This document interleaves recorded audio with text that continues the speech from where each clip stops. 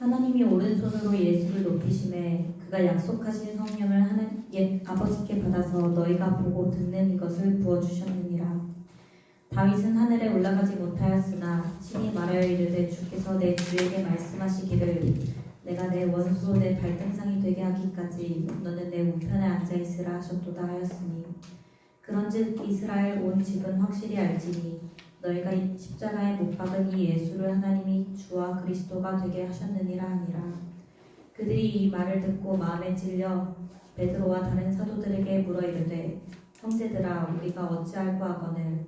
베드로가 이르되 너희가 회개하여 각각 예수 그리스도의 이름으로 세례를 받고 죄사함을 받으라. 그리하면 성령의 선물을 받으리니 이 약속은 너희와 너희 자녀와 모든 먼데 사람 곧 주 우리 하나님이 얼마든지 부르시는 자들에게 하신 것이라 하고 또 여러 말로 확증하며 권하여 이르되 너희가 이 패역한 세대에서 구원을 받으라 하니 그 말을 받는 사람들은 세례를 받음에 이날의 신도의 수가 3,000이나 더하더라. 그들이 사도의 가르침을 받아 서로 교제하고 떡을 떼며 오로지 기도하기를 힘쓰니라. 아멘. 우리 지난 시간에 오순절 성령 강림 이후에 성령으로 충만한 무리를 향해서 설교했던 베드로의 모습을 또 베드로의 그 메시지를 살펴보았습니다. 지난주 베드로의 설교를 다시 한번 우리가 좀 복귀한다면 지금까지 몇 주에 걸쳐서 베드로의 설교의 그 핵심은 예수님의 그 십자가 죽음이 저주받은 형벌의 죽음이 아니라 우리 모든 인간이 대신 감당해야 될 죄의 모든 몫을 묵묵히 감당하심으로 또 그 십자가의 길을 갈 수 있었던 것은 하나님께로만 주목할 수 있었던 까닭에 그 길을 갈 수 있었던 것, 그리고 그 죽음의 길, 형벌의 길을 걸어가신 그 예수님을 주목하게 한 베드로의 설교를 보았고요. 당시 많은 사람들이 예수를 가리켜서 저주받아 죽을 죄인이라 여겼지만 하나님은 이 죽음에 덫에 있던 예수를 직접 사망의 권세 아래 놓이게 하지 않으시고 직접 이 덫에서 꺼내주셨던 것이 바로 베드로의 설교의 핵심이었습니다. 그리고 보세요. 지난 시간에 하나님이 예수님을 죽음의 덫에서 건져내주셨다면 이제 이 하나님이 이 예수를 어떻게 하시는가? 죽음의 사망의 권세 아래 있던 예수를 끄집어내셨다면 끄집어내신 그 예수를 하나님이 어떻게 하시는가? 33절 말씀 한번 볼까요? 이렇게 말씀합니다. 33절 같이 읽겠습니다. 하나님의 오른손으로 예수를 높이시되 그가 약속하신 성령을 아버지께 받아서 너희가 보고 듣는 것을 도와주시리라. 아멘. 하나님께서 예수님을 어떻게 하셨다고요? 어떻게? 하나님이 친히 하나님의 오른손으로 예수를 높이셨다. 깊은 사망의 수렁에서 건져내어 주셨다면 이제는 이 예수를 하나님이 인정하신 하나님의 오른손으로 들어서 예수 그리스도를 높이셨다. 하나님이 온 천하의 왕이심을 선포하십니다. 저희 말씀 묵상하면서 어떤 장면이 떠올랐냐면 옛날 그 오리전 애니메이션인데 라이언 킹 혹시 보신 분 아세요? 라이언 킹 하면 딱 떠오르는 장면이 있어요. 어떤 장면이죠? 네. 신바죠. 어린 사자를 번쩍 들어서 올립니다. 온 천하에 있는 밀림의 동물들에게 이 어린 사자를 들어 올린 것은 무엇을 상징하는 거죠? 이 밀림의 왕은 이 어린 사자다라고 하는 상징적인 장면이에요. 그렇지 않습니까? 어린 사자가 무슨 힘이 있어요? 그렇지 않아요? 그럼에도 불구하고 이 밀림의 왕은 신바다라고 하는 거죠. 저는 그 장면이 떠오르더라고요. 마치 하나님이 예수를 오른손으로 높이셨다는 것은 이제는 이 예수 그리스도가 온 천하의 왕 되심을 선언하는 거예요. 선포하는 거예요. 저는 이 33절 말씀 묵상하면서 마치 이 성령을 받은 수많은 사람들 앞에 베드로가 이야기하기를 너희가 십자가에 죽였던 그 예수를 하나님이 살리셨고 이제는 이 예수를 높이 들어서 하나님의 영광의 손으로 예수를 높이 들리셨다. 이것은 뭘 의미합니까? 이 예수는 너희가 생각하는 것처럼 죽음에 속한 자가 아니라 죽음이라고 하는 사망에 제한되어 있는 나약한 인간이 아니라 하나님께서 당신의 자녀된 이 아들을 살리시고 모든 인류 앞에 이 예수를 높여 왕 되심을 선포하는 거죠. 그리고 너희가 지금 받은 이 오순절 성령의 임함은 바로 이 예수가 하나님께서 약속하신 성령을 받아 너희에게 주신 바로 그 사람이야 라고 우리에게 설명합니다. 자, 반면에 34절 말씀 보면은 뭐라고 말씀합니까? 34절 말씀 같이 읽습니다. 시작. 다윗은 하늘에 올라가지 못하였으나 친히 말하되 주께서 내 주에게 말씀하시기를. 보시면 34절 말씀 보니까 뭐라고 이야기하죠? 너희 민족의 상징과 같은 다윗은 어떻게 해요? 하늘에 올라가지 하지만 이 예수는 어떻다라고요? 35절 말씀 볼까요? 35절 이해서 합니다. 시작. 내가 내 원수로 내 발등상에 들게 하기까지 너는 내 때에 앉아 있으라 하셨도다 하였으니. 아멘. 왜 사람이 사망했다, 죽었다라고 하는 것은 말 그대로 사망 권세 아래에 놓이게 됐다는 것을 의미하는 거죠. 그렇죠? 사람이 죽었다는 것은 사망을 해결하지 못했다는 것은 사망의 권세 아래에 놓인 자가 되었다는 것을 의미하는 거죠. 그렇지 않습니까? 그런데 다윗도 이 사망의 권세 아래에 놓인 자가 하지만 이제는 이 예수 그리스도는 사망의 권세 아래 놓인 자가 아니라 35절 말씀 보면 뭘 말씀하죠? 내 원수로 내 발등상이 되게 하기까지 내 우편에 앉아 있어. 이게 무슨 말씀이냐면 좀 더 쉽게 원문에 가깝게 설명한다면 넌 내 오른편에 있어라. 언제까지? 원수를 발등상에 찍기까지. 다시 말해서 예수 그리스도의 그 부활 사건을 통해서 이 모든 사망 권세를 깨뜨리시고 이 악한 마귀를 깨뜨리시고 이제 이 모든 세상의 왕 되심을 선언하는 그때까지 잠시 기다리고 있어 라고 우리에게 말씀합니다. 죽음에 이기신 예수께서 세상의 악한 모든 원수들이 예수의 발 앞에 굴복하게 된다는 거예요. 놀라운 선언이에요. 자, 그런데 보세요. 이 예수를 이들이 어떻게 했다고요? 지금 여러분들이 이제 베드로의 설교를 듣고 있다고 생각을 해보세요. 그 심정으로 한번 지금 들어가 보세요.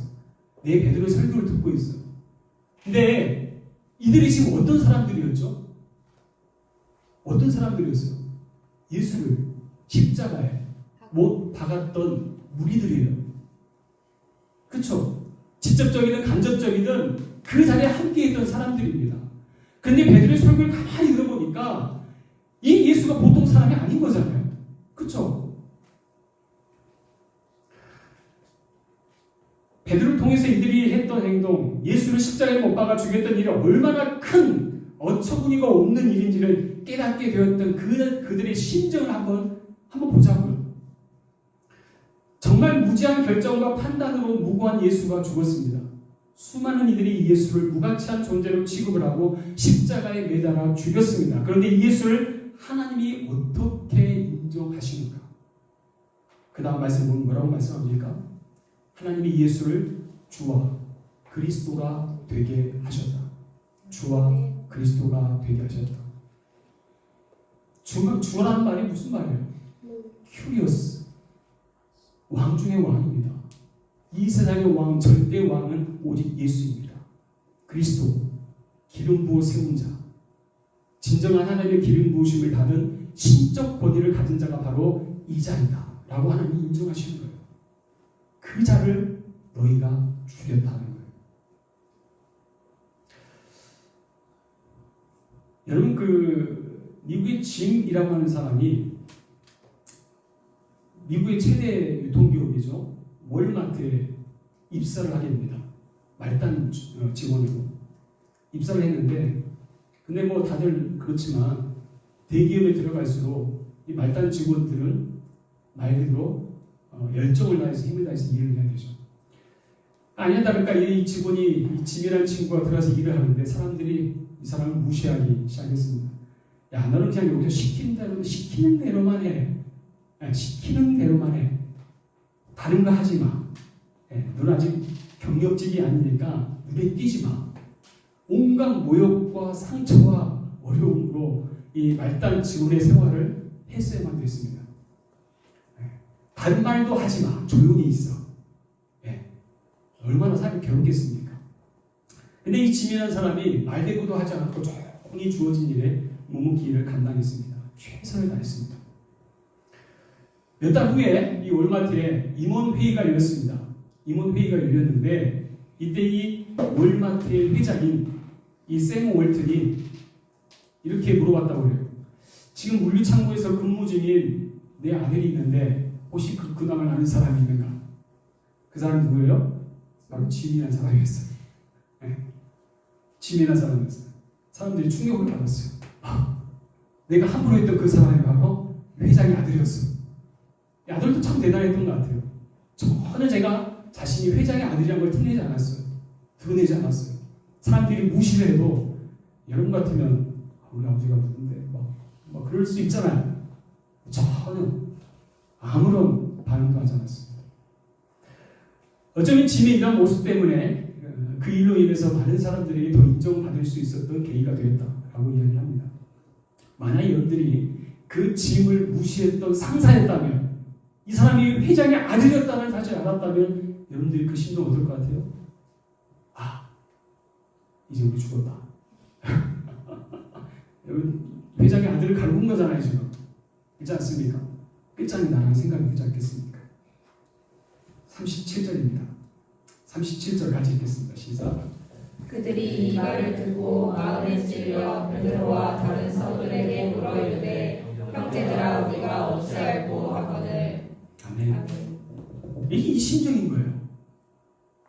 어쩌다 보니 예수를 죽였는데 군중에 휩쓸려서 내 뜻과 무관하게 그런 결정을 했을 수도 있죠. 알고 보니까 베드로의 설교를 들어보니까 우리가 사람을 잘못 본 거예요. 큰 실수했네. 이제 내가 죽었다. 37절 말씀 보니까 사람들이 반응이 그런 거예요. 여러분들이 청중이라고 생각해 보세요. 야, 이제 우리 죽었다. 우리가 어찌 할고? 우리가 어떻게 해야 됩니까? 우리가 어떻게 해야 됩니까? 무슨 말이에요? 어떻게 하면 우리가 살 수 있습니까? 여러분, 베드로의 설교를 들었던 이들의 태도는 지금 무엇을 내가 잘못했고 이제 어떻게 살면 좋을지, 어떻게 우리가 해야 될지 자신이 잘못된 그 일로부터 돌이키고자 하는 분명한 의지가 그 안에 있다는 거예요. 의지의 표현이에요. 내가 잘못을 깨달았고 잘못을 알았기 때문에 그럼 내가 이제 어떻게 살아야 되죠? 라고 묻는 거예요. 여러분, 이것이 이러한 모습이 설교를 들은 사람들의 정상적인 반응이에요. 그렇지 않습니까? 여러분, 매주 우리가 설교를 듣는 우리의 태도는 이러해야 합니다. 매주의 설교를 듣고 하나님 특별한 은혜를 주셔서 어떤 사람 눈물을 흘리고 회개의 눈물을 흘립니다. 성령의 감동하심으로 이제 어떻게 살아야 할지 애통하는 마음을 갖습니다. 하나님 어떻게 해야 됩니까? 어떻게 살아야 됩니까? 여러분, 목회자들에게 사탕 발림이 뭔지 아세요? 목회자들에게 사탕 발림. 예배를 마치고 나가는 성도들이 나가면서 이런 말을 합니다. 목사님, 오늘 정말 은혜 많이 받았습니다. 물론 그날 성령 하나님께서 특별한 은혜를 주셔서 진심으로 나온 성도의 말이에요. 그런데 목회자는 이런 말을 들으면 착각합니다. 내가 설교를 정말 잘하는구나. 내가 하는 설교 통해서 성도들이 꿈뻑 죽었구나 라고 생각할 수 있어요. 아니에요. 정말 그날 예배 시간에 말씀을 통해 감당할 수 없는 은혜를 받았어요. 여러분, 이럴 때 어떻게 반응하면 되는 줄 아세요? 그날 받은 말씀을 가지고 애통하는 마음을 가지고 돌이키는 심정과 결단의 마음을 가지고 한 주간 그 받은 말씀으로 씨름하셔야 돼요. 나의 부족하고 연약한 이웃이 또다시 깎여서 하나님 앞에 연단받는 한 주간의 삶이 돼야 돼요. 마치 금방 깎은 사과 껍질처럼 금방 변색되는 그 마음의 상태가 아니라 어떤 환경과 유혹에도 변하지 않는 그런 굳은 의지를 통해서 한 주간 살아내는 것, 그게 진짜 은혜 받는 사람의 모습이에요. 내가 말씀대로 살았더니 정말 내가 승리를 경험할 때 비로소 말씀의 변화된 은혜를 경험하는 거예요. 그리고 그 다음 주에 예배가 끝나고 나서 목사님에게 이렇게 고백하셔야 돼요. 목사님 지난주 주신 말씀을 통해서 하나님께서 그간 제가 알지 못했던 연약함과 죄를 깨닫고 한 주간 말씀대로 살아내려고 피나는 영적 전쟁을 했습니다. 그리고 한 주간 말씀 붙잡고 변화된 자신을 보게 되었습니다. 감사합니다. 이것이 예배 시간에 설교를 듣고 은혜 받은 자의 모습인 거예요. 이게 진짜예요.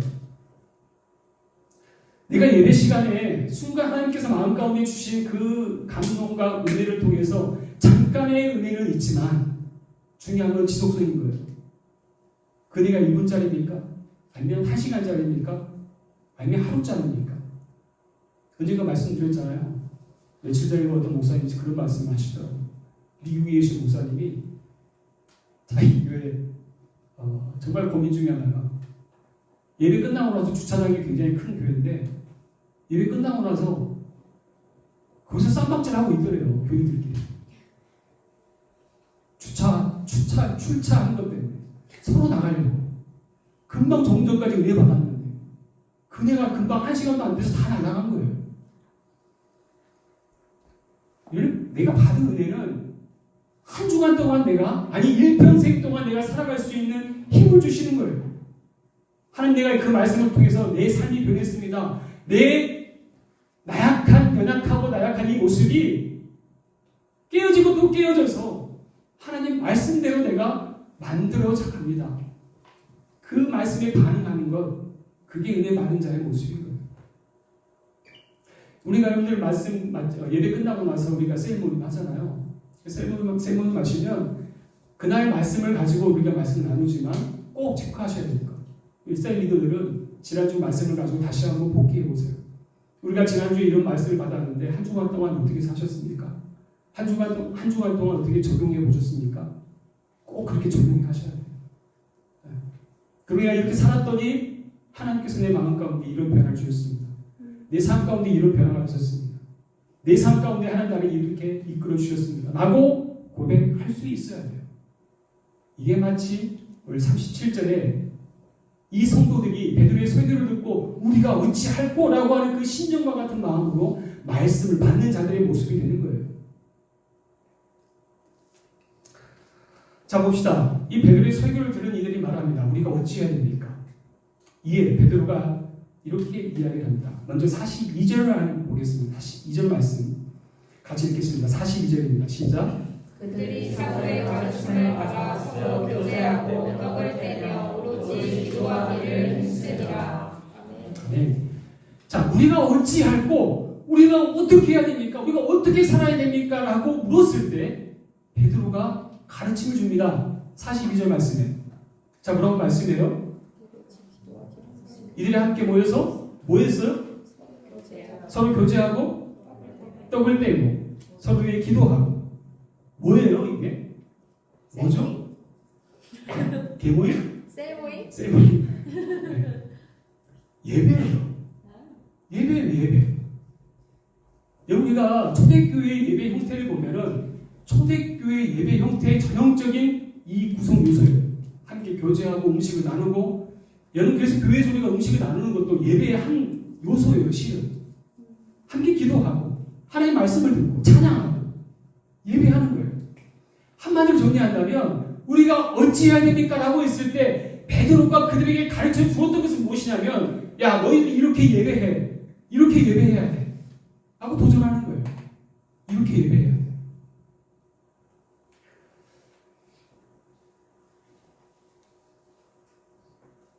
여러분, 지금 우리가 드려진 예배는 어떻습니까? 우리 예배 가운데 하나님 은혜가 충만한가? 예배 드리지만 예배의 삶은 없고 거룩한 삶의 예배를 찾기 어렵다면 혹시 우리의 예배의 자리는 무너져 있지 않는가? 저는 이 시간 우리가 이 예배를, 이 말씀을 통해서 우리가 회복해야 할 예배의 자리를 강구할 수 있는 그런 시간 될 수 있기를 바랍니다. 오늘날 교회 안에서 예배를 드리는 많은 사람들이 주일되면 예배를 드립니다. 예배를 드리지만 반복되는 이 예배가 내 삶에 아무런 변화도 영향도 미치지 않는다면 고민하셔야 돼요. 도대체 지금 우리가 드린 예배 무엇이 잘못됐죠? 혹시 절에 가본 적이 있습니까? 절에 가본 적이 있어요. 절에 가면 사람들이 불공을 드리러 갑니다. 불공하러 가죠. 기와장이라 이름을 씁니다. 그거 아세요? 거기 가면 기와장을 사요. 사서 자신의 이름도 쓰고 자기도 이름을 쓰고 막 써요. 그 뭐죠? 기원한다고 표현합니다. 소원을 비는 거예요. 이거 해주시고 저거 해주시고. 그렇죠? 이유는 단 한 가지입니다. 바라고 원하는 것 다 이루어지게 하소서. 네, 거기 보면 우리로 치면 기도 제목이 상당히 많아요. 가족 건강 거기 다 써 있어요. 그걸 보면. 그런데 일방적으로 나의 필요를 올려 보냅니다. 하지만 석가나 부처가 무슨 말을 했는지 알 필요도 없고 알고 싶지도 않아 합니다. 이게 절에 가는 사람들의 공통적인 모습이에요. 그렇지 않습니까? 여러분, 우리가 드린 예배에 무엇이 문제인가? 우리는 하나님께 구합니다. 하나님 이것 주세요, 저것 주세요, 건강 주시고 뭐 해주시고 시험 통과하게 해주시고 뭐 졸업하게 해주시고 치료하게 해주시고 결혼하게 해주시고 뭐 해주시고 다 해주시고, 그리고 응답하시면 하나님 살아계십니다. 응답하지 않으면 하나님 살아계신지 판단이 안 서요. 뭐가 문제일 것 같으세요? 왜 베드로가 우리가 어찌할까 하는 그 심령들에게 왜 먼저 예배를 이야기했을까요? 37절 말씀에 다시 한번 볼까요? 37절 다 같이 한번 읽겠습니다. 시작. 그들이 말하고 마음에 찔려 베드로와 다른 사도들에게 물어이르되 형제들아 우리가 어찌할꼬 하거늘. 우리가 어떤 예배가 되어야 할까? 우리가 어찌해야 될고? 38절과 39절 40절 말씀 같이 읽겠습니다. 시작. 베드로가 이르되 너희가 회개하여 각각 예수 그리스도의 이름으로 세례를 받고 죄사함을 받으라. 그리하여 성령의 선물을 받으리니 이 약속은 너희와 너희 자녀와 모든 먼데 사람 곧 주 우리 하나님이 얼마든지 부르시는 자들에게 하신 것이라 하고, 또 여러 말로 확증하며 권하여 이르되 너희가 이 폐악한 세대에서 구원을 받으라 하니. 아멘. 자, 이 구절을 보세요. 38절입니다. 성령을 선물로 받아 하나님의 자녀로 부름을 받은 조건에 대해서 이야기합니다. 먼저 뭘 이야기합니까? 너희가 먼저 회개하라. 그리고 세례를 받으라. 그리고 죄사함을 받으라. 그리할 때 비로소 우리는 하나님의 자녀가 된다. 하나님의 자녀가 된 자들은 이 폐역한 세대에서 구원받는 자가 될 것이다. 여러분, 우리가 하나님 앞에 나아가는 예배자는 이 부분을 명확히 해야 됩니다. 우리의 예배는, 우리의 신앙은, 우리의 공동체가 세워지는 것은 단순히 교회 안에 있는 자가 아니라 나의 죄를 회개하여 돌이키는 자, 거듭남의 증거로 세례를 받아 죄사함을 받는 자가 주님 앞에 나올 수 있는 거예요. 죄의 의식과 죄의 인식과 죄의 인정과 그리고 죄의 고백, 이 백성들의 모습이 그리하다는 것을 우리가 눈여겨봐야 한다는 거예요. 우리 사랑하는 성도 여러분, 우리의 공동체가 드려진 예배는 여기에서부터 시작이 되는 거예요.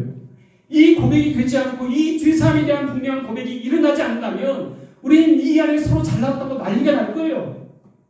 여러분, 한국교회가 뭐가 문제인지 아세요? 이렇게 깨어진 자기 자아가 없어요. 죄의 고백이 없고 나는 예수 안에 죽은 자가 되어야 하는데 아직까지 살아 팔팔거려요. 그렇지 않습니까? 이런 모습 때문에 이렇게 예배를 드려도 아무 변화가 없는 거예요. 요즘 미국 교회가 부흥한다고 합니다. 미국 교회가 부흥한대요. 그런데 여러분, 이 부흥의 이유가 무엇인 줄 아세요?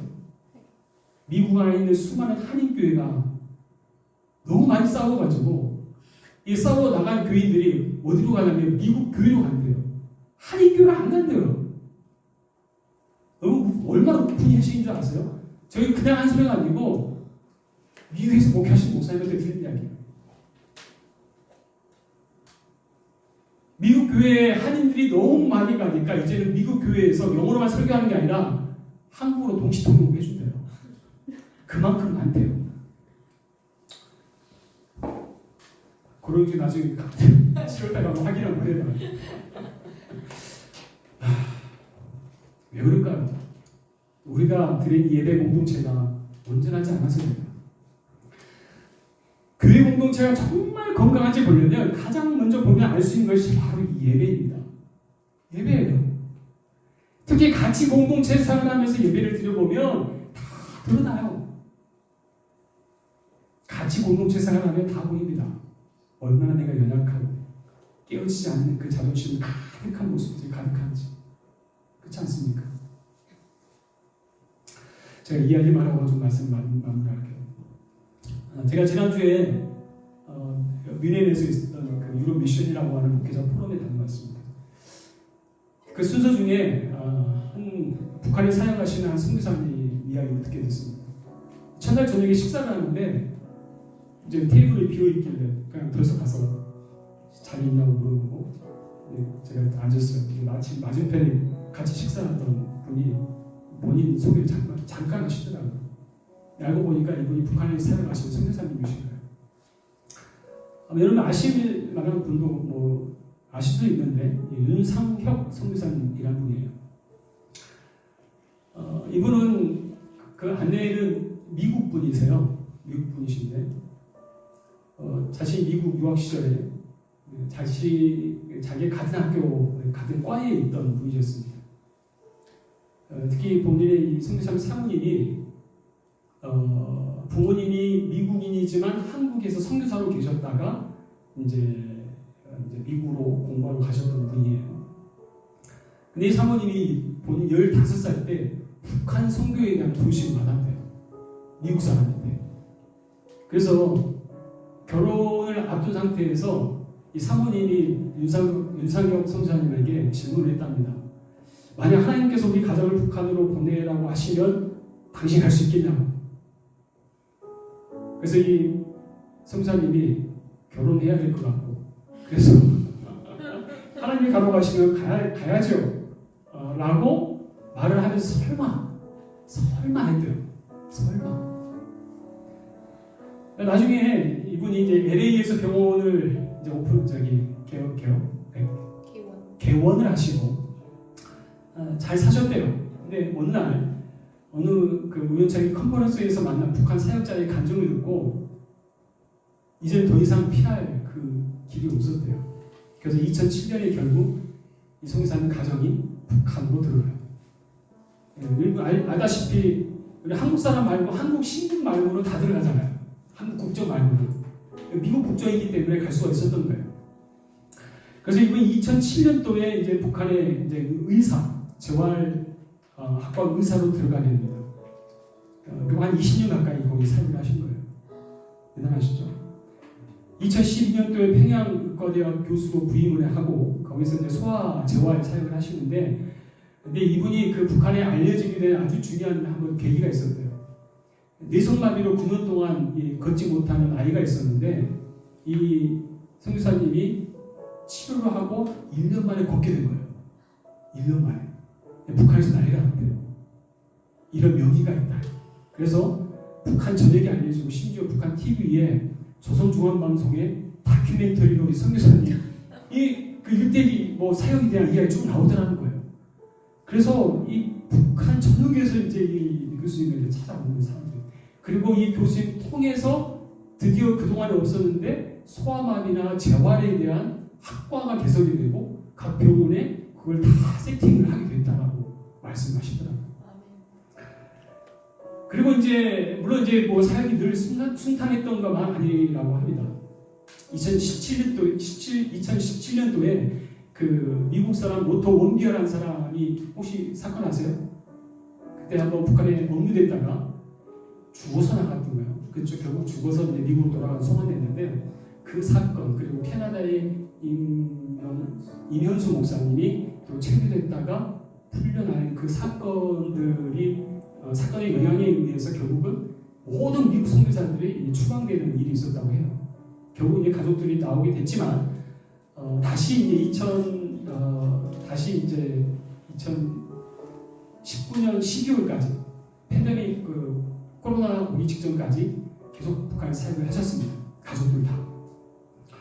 와, 자녀가 셋이고, 그리고 이제 그 사역을 하시면서 좀 참 도중했던 게, 자신이 그 소아밥이나 그런 아이들을 돌보시잖아요.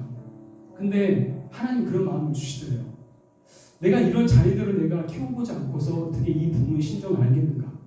라고 해서 중국 소아암이 걸린 아이, 그리고 미국의 소아암이 걸린 아이를 입양으로 해서 5명의 자녀를 데리고 있는 거예요. 5명의 자녀를 데리고 살면서 그 사역을 하시는 거예요. 그리고 지금 이제 잠깐 나오고 계시면서 이제 올 연말쯤에 다시 북한에 들어가신다 하더라고요. 북한에 이제 들어가서 사역을 재개하신다라고 말씀을 하시더라고요. 근데 이분이, 이 선교사님이 그 말씀을 하시더라고요. 자기가 북한에 들어가서 크게 2가지 사역에 집중했다고 해요. 하나는 병원 사역, 하나는 병원 사역이고, 또 하나는 예배 사역이라고 표현하더라고요. 예배 사역. 왜냐하면 북한에 있으면서 같이 사역한 그 팀원들이 있는데 무려 19개 나라에서, 이제는 사람이 많이 늘어나가지고 19개 나라에서 100여 명이 넘는 사람들이 함께 거기서 살면서 사역을 해요, 북한에서. 근데 보세요. 19개 나라에서 100명이 넘는 사람들이 함께 사는데 평화롭게 잘 살았을까요? 엄청 힘들었대요. 엄청 힘들었대요. 이런 결혼해서 2 사람 살아가는 것도 거의 전쟁 같은 시간인데, 근데 이 100명이 넘는 사람들이 각국의 나라에 함께 모여 살면 얼마나 힘들겠습니까? 피부색도 다르지, 문화도 다르지, 생각도 다르지. 그래서 이 선교사님이 예배에 집중하자 라고 이야기했대요. 그래서 예배에 사역에 목숨을 걸었대요. 전심으로 하나님을 예배하고 그를 높여드리고, 공동체 안에서 하나 되지 못한 다툼과 연약함을 고백하고, 죄성과 연약함을 내려놓고 성령 하나님의 함께 하시는 은혜가 일어나는 예배가 되기를 기도하고 예배에 힘을 썼대요. 그 결과 놀라운 일들이 일어났다고 합니다. 한 번은 어떤 콩고에서 오신 콩고 사람 선교사님인데, 나와 자기가 간증하겠다 나와서 고백을 하는데, 그분이 그런 고백을 하더래요. 이 예배하면서 진정한 하나님의 예배를 경험했다. 진정한 식구인 것을 경험했다.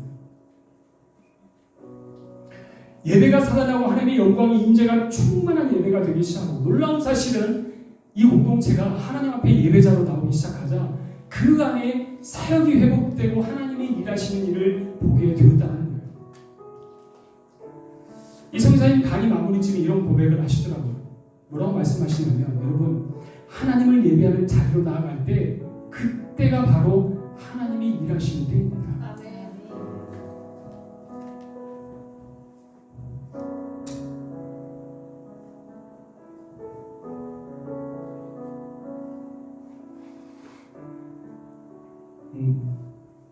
저는 이 시간 소망하기를,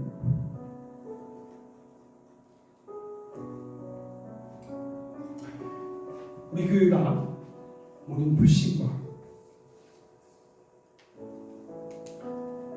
귀히 여기지 않는 일들에 대하여 하나 되지 못한 일들이 떠나가고, 오직 하나님을 예배하는 자들이 불같이 일어나서 하나님의 살아계신 것, 이 하나님의 역사가 이곳 가운데 충만하게 임하기를 소원합니다. 우리가 예배할 때 하나님 일하십니다. 우리가 예배할 때 하나님의 역사는 일어납니다. 우리가 예배할 때 우리의 삶이 회복될 것입니다. 사도행전 42절 말씀처럼 그들이 사도의 가르침을 받아 서로 교제하고 떡을 떼며 오로지 기도하기를 힘씁니다. 이런 예배가 우리 가운데 일어나기를 소망합니다. 이 예배를 통해서 하나님을 예배할 때 우리 안에 이 믿음의 역사가 임하기를 주님 이름으로 축원합니다. 같이 한번 기도합시다. 그렇게 한번 기도했으면 좋겠습니다. 오순절 성령 강림 사건은 우리로 하여금 예수 그리스도가 누구인지, 이 예수 그리스도가 어떤 분인지, 그리고 예수 그리스도를 통하여 하나님께서 어떻게 그 일을 행하실지를 우리에게 말씀하셨습니다. 그리고 이제는 그곳에 모인 자들로 하여금 우리가 어찌할고 우리가 어떻게 해야 됩니까? 라고 그들이 외쳤을 때에 베드로는 이야기합니다. 예배의 목숨을 걸어라. 온전한 예배로 나아가라. 하나님을 예배해라. 그리하면 하나님이 일하신다. 하나님이 역사하신다. 우리에게 말씀합니다. 이 시간 같이 한번 기도할 때 하나님 그 예배자로 이 시간 나아가길 원합니다. 그 예배자로 주 앞에 나아가길 원합니다. 하나님 그 예배자로 섰을 때 내 인생이 변화되어지고 우리 교회가 변화되어지고 내 삶이 변화되는 일을 경험하기 원합니다. 주님 이 시간 나에게 은혜를 다하여 주시옵소서.